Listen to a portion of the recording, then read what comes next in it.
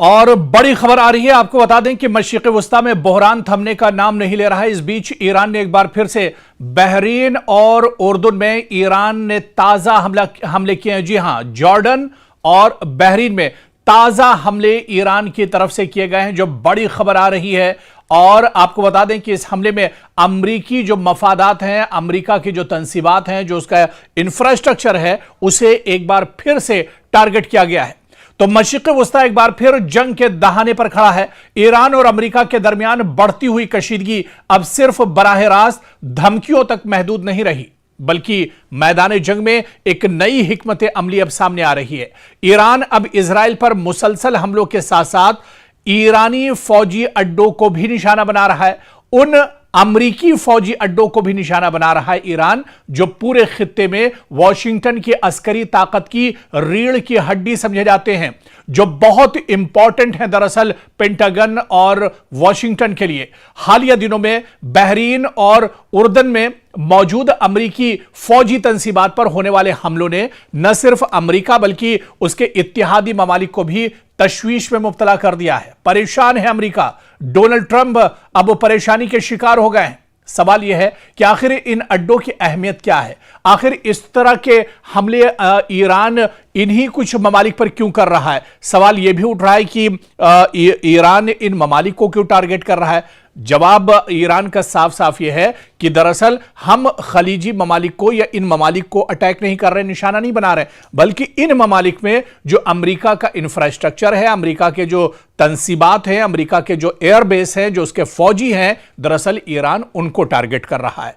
Iran ने साफ कर दिया है कि वो आखिर इन ममालिक को निशाना मशरिक़ वस्ता में क्यों बना रहा है। और अगर ये हमले इसी तरह जारी रहे तो आप ये मान लिए कि खित्ते की ताकत का तवाजुन अब दरअसल बिगड़ता हुआ नजर आ रहा है। अब यहां ईरान के हाथ से ये बाजी जाती हुई अब नजर आ रही, फिसलती हुई नजर आ रही है। फौजी जो एक्सपर्ट्स हैं, इनके मुताबिक ईरान की कोशिश यह है कि अमेरिका को एक ही महाज पर लड़ने के बजाय मुख्तलिफ समतों से दबाव बनाया जाए, मुख्तलिफ समतों से उसके ऊपर प्रेशर बिल्डअप किया जाए। इसीलिए ईरान के तवज्जे इन मराकिज पर मरकूज है, जहां से अमेरिका दरअसल अपनी बहरी और फजाई कार्रवाइयां चलाता है, इंटेलिजेंस मालूमात हासिल करता है, अपने इत्तेहादियों को फौजी मदद फराहम करता है, जंगी जहाजों और तैयारों को ईंधन और रसद मुहैया कराता है। यानी हदफ सिर्फ फौजी नहीं बल्कि अमेरिकी लॉजिस्टिक नेटवर्क भी है। और आप देखिए कि बहरीन दरअसल बहुत इंपॉर्टेंट है अमेरिका के लिए। बहरीन में अमेरिका ने बहुत इन्वेस्ट करके रखा है। अमेरिका के बड़े बड़े यहां पर शॉपिंग मॉल्स, अमेरिका का जो एयरबेस है, उसका हवाई अड्डा है, उसके कई हजार फौजी यहां पर मौजूद हैं। तो बहरीन अमेरिका के लिए मशरिक़ वस्ता में सबसे अहम बहरी अड्डों में शुमार होता है, क्योंकि यहां अमेरिकी बहरिया का 5th फ्लीट भी कायम है। और यह फ्लीट आप देखिए कि कई इलाकों में अमेरिकी बहरी कार्रवाइयों की निगरानी करता है। खास तौर से जो बहरीन का 5th फ्लीट है, वो खलीज फारस, अबनाए हुर्मुज, खलीज ओमान, बहर अरब और बहर अहमर को एक तरह से सेफगार्ड देता है, इसकी हिफाजत करता है। इसकी निगरानी दरअसल बहरीन से ही होती है। 5th फ्लीट ही इन तमाम जो ये समुद्री रास्ते हैं, गुजरगाहें हैं, इनकी जो निगरानी होती है वो बहरीन से होती है। इसी बेड़े के जरिए अमेरिका ईरान की बहरी सरगर्मियों पर नजर रखता है और इजराइल समेत अपने इत्तेहादियों को समुद्री तहफ्फुज़ भी फराहम करता है। इसी वजह से बहरीन पर ईरान के हमला करने की एक बहुत बड़ी स्ट्रेटेजी है। रिपोर्ट्स के मुताबिक ईरान या उसके हिमायत याफ्ता अनासिर ने बहरीन में अमरीकी फौजी तंसीबात को निशाना बनाने की कोशिश की, जिसका मकसद अमरीकी कमांड एंड कंट्रोल सिस्टम पर दरअसल दबाव डालना था। अगर ऐसे हमले कामयाब होते हैं तो इसके नतीजे में आप यह मानकर चलिए कि बहरी कार्रवाइयां मुतासिर हो सकती हैं, इंटेलिजेंस राब्ते कमजोर अमेरिका के पड़ सकते हैं, अमेरिकी बहरी बेड़े की नक्ल हरकत सुस्त पड़ सकती है, खलीज में मौजूद अमेरिकी जंगी जहाजों की सपोर्ट भी मुतासिर हो सकती है। और फिर इसके बाद अगर बात तो उर्दन यानी उर्दन की जाए, जॉर्डन की जाए, यह भी बहुत इंपॉर्टेंट है। यह भी अमेरिका का एक बहुत अहम अड्डा एक तरह से माना जाता है। उर्दन बज़ाहिर जंग का मैदान नजर नहीं आता, लेकिन फौजी एतबार से यह अमेरिका के लिए मशरिक़ वस्ता में या खलीजी ममालिक में इंतहाई अहम मुल्क है अमेरिका के लिए। उर्दन में मौजूद टावर 22, आपने नाम सुना होगा, जब से जंग छिड़ी है टावर 22 का नाम भी सामने आ रहा है। उर्दन में मौजूद अमरीकी टावर 22 अमरीकी फौज का एक बहुत अहम अड्डा है, जहां से सीरिया यानी शाम, इराक और उर्दन की सरहदी पट्टी के करीब वाक़ है और यह अड्डा कई अहम जिम्मेदारियां अंजाम देता है। शाम और इराक में अमरीकी कार्रवाइयों की निगरानी करता है, यानी फजाई निगरानी, air surveillance, intelligence operations, drone missions और इजराइल के दिफाई निजाम की भी यह पूरी तरह से मदद करता है। रिपोर्ट्स के मुताबिक अब ईरान दरअसल इसी टावर 22 पर अटैक कर रहा है और इस पर एक तरह से टारगेट इसे ईरान ने बनाया हुआ है। हालिया हमलों में इस अड्डे के बाद लॉजिस्टिक मराकज और निगरानी के निजाम को नुकसान ईरान ने पहुंचाया है, जबकि मुतअद्दिद अमरीकी एहलकार जख्मी होने की इत्तलात भी सामने आई है। अगरचे नुकसान की मुकम्मल और आजादाना तस्दीक एक तरह से नहीं हुई है। अमेरिका, जैसे कि हम आपको पहले भी बता चुके हैं कि अमेरिका दरअसल इन्हें छुपाने की पूरी कोशिश करता है। अमेरिका यह चाहता है कि ये चीजें दरअसल निकलकर सामने ना आने पाए। जो हमले हो रहे हैं वो हमले दुनिया के सामने ना आने पाए, वरना अमेरिका की जो चौधराहट है, अमेरिका का सुपर पावर वाला जो टैग है, वो दरअसल कहीं ना कहीं उस पर असर पड़ेगा। और यह कहना अभी कबल अज वक्त होगा कि अमेरिका की कई दहाइयों पर मुहित बालादस्ती खत्म होने वाली है, लेकिन इतना जरूर है कि अमेरिका को बहुत बड़ी चोट दरअसल मशरिक़ वुस्ता में लगी है, जिसकी भरपाई करने में अमेरिका को एक लंबा वक्त लगेगा, या फिर अमेरिका मशरिक़ वुस्ता छोड़कर चला जाएगा, या फिर मशरिक़ वुस्ता में अगर रहता है तो उसका वो दबदबा नहीं रह जाएगा जो अब से कुछ साल पहले या इन जंगों से पहले जो अमेरिका का दबदबा मशरिक़ वुस्ता में हुआ करता था। क्योंकि मशरिक़ वुस्ता में जारी जंग अब सिर्फ ईरान, अमेरिका और इजराइल के दरमियान फौजी तसादुम तक महदूद नहीं रही, बल्कि इसने दुनिया के दो अहम तरीन बहरी तिजारती रास्तों को भी अपनी लपेट में ले लिया है। एक तरफ अबनाए हुर्मुज में ईरान और अमेरिका की कशीदगी बढ़ रही है, तो दूसरी जानिब यमन के हुसी जो लड़ाके हैं, उन्होंने बुहैरे अहमर और बाबुल मंदब में सऊदी अरब के खिलाफ नई बहरी कार्रवाइयों का आगाज कर दिया है। अगर यह बहरान मजीद शिद्दत इख्तियार करता है तो इसके असरात सिर्फ खलीजी ममालिक तक महदूद नहीं रहेंगे, बल्कि भारत, यूरोप, चीन और पूरी आलमी मईशत पर इसके असरात मुरत्तब हो सकते हैं। रिपोर्ट्स के मुताबिक हुसी लड़ाकों ने दावा किया है कि उन्होंने बुहैरे अहमर में सऊदी अरब से वाबस्ता 2 ऑयल टैंकर्स इंसिलिया और लैला को मिसाइलों और ड्रोन से निशाना बनाया है। हुसियों के मुताबिक इन हमलों के नतीजे में दोनों जहाजों में आग लग गई, ताहम इन दावों के हर पहलू से आजादाना तस्दीक नहीं हो सकी। दस्तयाब इत्तलात के मुताबिक सऊदी हुक्काम ने सिर्फ एक जहाज पर हमले और इसमें आग लगने की तस्दीक की है, यानी सऊदी अरब इस बात की तस्दीक करता है कि हमला तो हुआ है, जबकि जो हुसी लड़ाके हैं, हुसी मुजाहिदीन का कहना है कि अमेरिका और उसके इत्तेहादियों के 2 ऑयल टैंकर्स को निशाना बनाया है, जबकि सऊदी अरब का कहना है कि यह हमला हुआ है जिसमें एक ऑयल टैंकर दरअसल तबाह बर्बाद हो गया, उसमें आग लग गई। लेकिन आप देखिए कि बाबुल मुंदब जो है, यह दुनिया के अहम तरीन जो समंदरी रास्ते हैं इनमें शुमार होता है। यह बुहैरे अहमर को खलीज अदन और फिर बहरे हिंद से मिलाता है, जबकि आगे यही रास्ता नहर सुइज के जरिए यूरोप तक पहुंचता है। और फिर आप देखिए कि एशिया से यूरोप जाने वाले कंटेनर जहाज गुजरते हैं, तेल और LNG की बड़ी मिकदार यहां से मुंतकिल होती है। आलमी तिजारत का एक बहुत बड़ा और अहम हिस्सा दरअसल इसे माना जाता है। अगर यह रास्ता गैर महफूज हो जाए तो जहाजों को अफ्रीका के जुनूबी किनारे यानी कैप ऑफ गुड होप से लंबा सफर तय करना पड़ता है, जिससे वक्त, लागत और इंश्योरेंस अखराजात कई गुना बढ़ जाते हैं।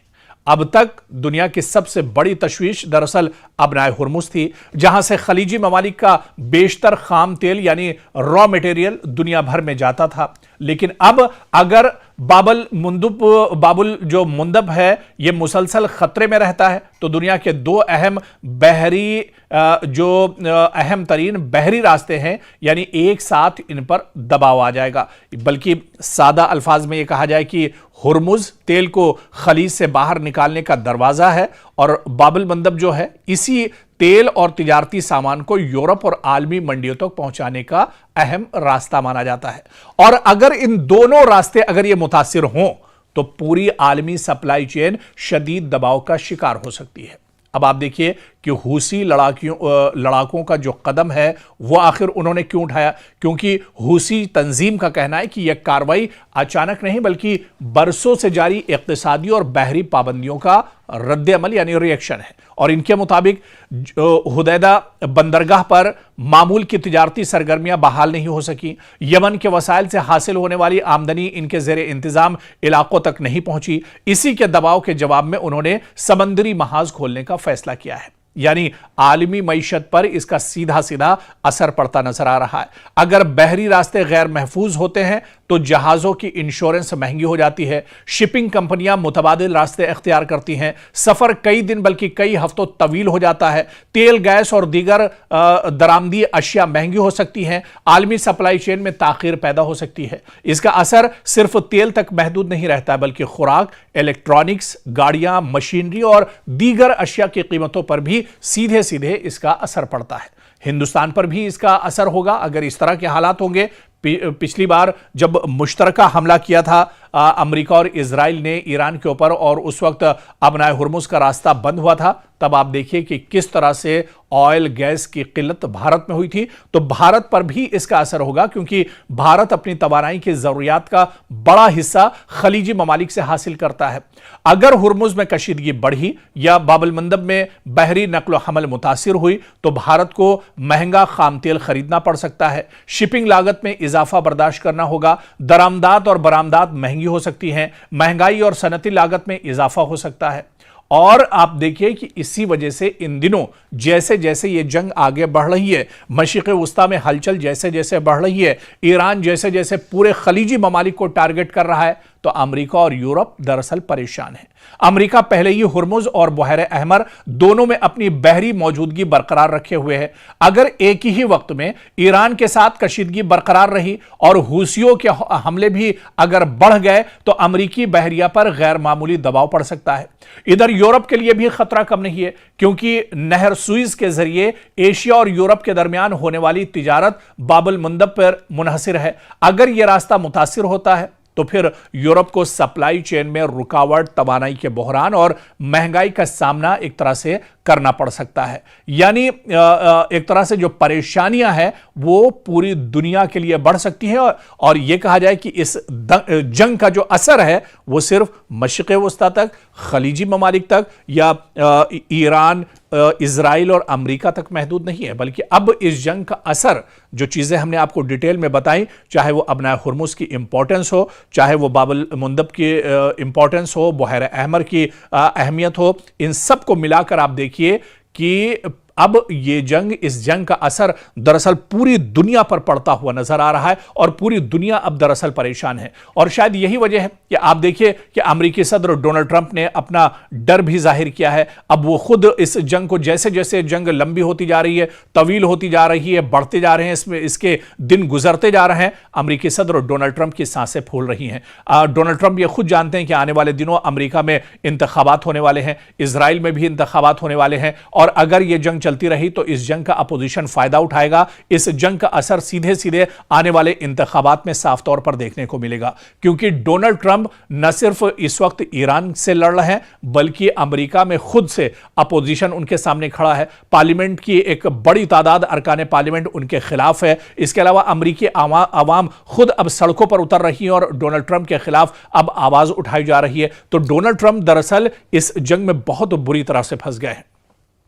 और इस जंग की जो सबसे दिलचस्प बात है, जो पहलू है, वो दरअसल यह है कि इस जंग से अमेरिका का कोई लेना देना नहीं था। यह मशरिक़ वुस्ता में यह जंग दरअसल इजराइल ने अपने से शुरुआत की थी, ईरान पर अचानक हमला किया था और उसमें इजराइल ने अमेरिका से मदद मांगी थी। लेकिन अब यही जंग सीधे सीधे ईरान के सर पर पड़ गई है। इसी वजह से आप देखिए कि कई बार नेतन्याहू को डोनाल्ड ट्रंप दरअसल फटकार लगा चुके हैं, कई बार उन पर नाराज हो चुके हैं, लेकिन क्योंकि अब कुर्बत इतनी ज्यादा है या ये दोनों मुल्क दरअसल ईरान से इनकी दुश्मनी है, तो दरअसल दोनों की मजबूरी एक दूसरे के साथ रहना है, एक दूसरे का साथ देना है। ऐसे में डोनाल्ड ट्रंप और नेतन्याहू या यूं कहें कि इजराइल और अमेरिका एक साथ ईरान के साथ लड़ रहे हैं। नहीं तो जो हालात अब बने हैं, जिस तरह से अमेरिका इस जंग में फंसा हुआ है, इसके लिए अमेरिका दरअसल दबे ही अल्फाज में सही लेकिन इजराइल को जिम्मेदार एक तरह से ठहरा रहा है। लेकिन सबसे अहम सवाल फिर वही कि जिस चीज के लिए जंग शुरू हुई थी, क्या वो मकसद अमेरिका ने हासिल किया? क्या ईरान का जो न्यूक्लियर पावर है, जो एटमी ताकत है, जो यूरेनियम की अफजूदगी की जो बात थी, क्या उसमें से कोई एक चीज इतने महीनों में जो जंग चल रही है, क्या उसमें इजराइल और अमेरिका हासिल कर पाए हैं?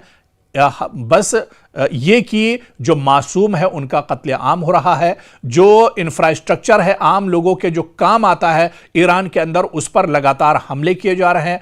आप देखिए कि मदरसे, स्कूल, मसाजिद और दरगाहों को नुकसान पहुंचाया जा रहा है, उन्हें टारगेट किया जा रहा है, स्कूली बच्चों का कत्लेआम किया जा रहा है, बमबारी हो रही है, इंसानियत का ये कह लीजिए कि कत्लेआम किया जा रहा है। तो ऐसे में एक तरफ ये कहा जाए कि जिस मकसद के लिए जंग शुरू हुई थी, उस मकसद को लेकर 1% कामयाबी दरअसल अमेरिका और इजराइल को नहीं मिली है। या डोनाल्ड ट्रंप का जो पहले नारा था कि ईरान को खत्म कर देंगे और ईरान का जो न्यूक्लियर प्लान जो उसका है, जो उसका जो सबसे बड़ा प्रोजेक्ट है जिसके लिए जंग शुरू हुई है, उसे एक तरह से तबाह बर्बाद कर देंगे और दुनिया एक तरह से सेफ हो जाएगी। लेकिन इतनी दिनों के जंग के बाद आज भी अमेरिका के हाथ खाली हैं। डोनाल्ड ट्रंप आज भी दरअसल खिसियानी बिल्ली की तरह से मीडिया के सामने आते हैं, बयान देते हैं और चले जाते हैं, लेकिन नतीजा फिर वही 0 का 0 यानी 0 ही एक तरह से रह जाता है।